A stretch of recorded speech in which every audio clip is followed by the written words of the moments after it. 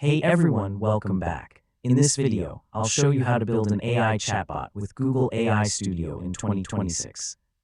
If you're just getting started with AI development and want to create a basic chatbot, this guide will walk you through the process step by step.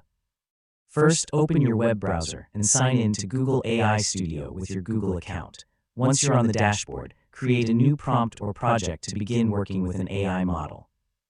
Next, choose a Gemini model from the Model Selection menu. This model will generate responses for your chatbot based on the prompts and instructions you provide.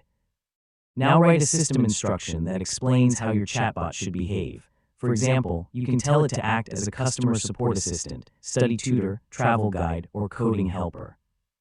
Next, enter a few sample user messages to test the conversation.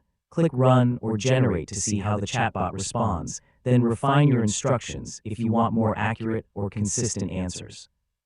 If you're planning to add the chatbot to your own website or application, open the API section and generate an API key. You can use that key to connect your app with Google AI Studio using the available documentation.